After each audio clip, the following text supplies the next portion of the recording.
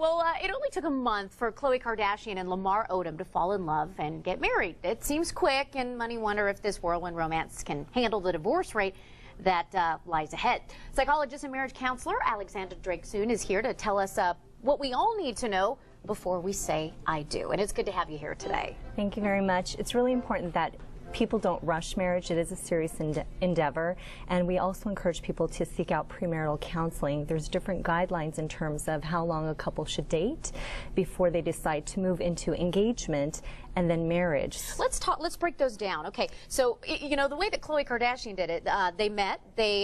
She had a $3,000 bar tab. Lamar picked it up, and so the romance begins. Let's talk about the time frame in a quote normal dating courtship. How should that go before an engagement? Well, experts differ in terms of a time frame. It can span anywhere from a minimum of 6 months of dating to 5 years. However, I think that most experts would agree that a minimum of 1 year of dating is required before a couple moves on to the engagement period.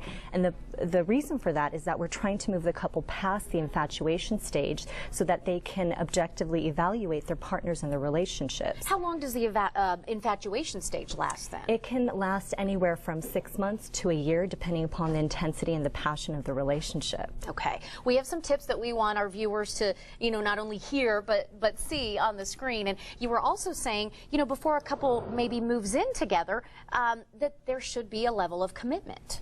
Absolutely. This whole idea of why buy the cow when you can get the milk for free plays a role here. If couples aren't establishing a guideline of when to get married by, then they're more likely to stagnate in the relationship. So it's important to identify what are the reasons why couples are getting married. Healthy reasons would include that the couple shares common goals, dreams, aspirations. They want a healthy relationship, a healthy support system. Secondly is psychological maturity. Can the couples handle the commitment that a marriage entails? And then we also have, is there adequate trust in the relationship?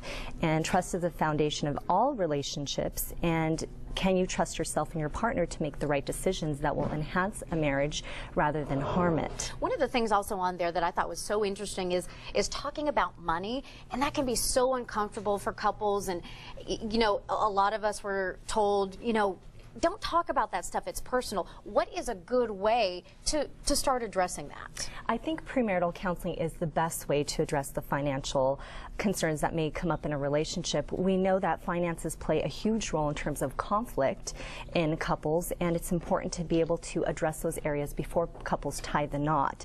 We want to know how are couples going to earn the money, save the money, and spend the money, and the purpose is to identify a flexible and reasonable financial budget plan that couples can adhere to so they can avoid future conflicts. You were talking about one of the healthy reasons to get married is you have common goals, there's a level of trust and love and commitment. What are perhaps some unhealthy reasons why couples may rush into something? Undue external pressures such as from family members, peers, religion, or undue internal pressures that can be a fear of getting old, being alone, or trying to mask any insecurities in one's life by using marriage. Okay, so I mean, being an expert and being in this field where you deal with couples all the time, what kind of a chance do you give Khloe and Lamar for making it? Well, I wouldn't be able to base it on a percentage because I don't know them individually and I haven't worked with them together, but I think the chances are lower because they did get married in the infatuation stage and they didn't give themselves adequate time to be able to assess how compatible they are. Once people are out of that infatuation stage, you're saying it can be anywhere from 6 months to a year. Is that when maybe those rose-colored glasses come off and you can really have a level head?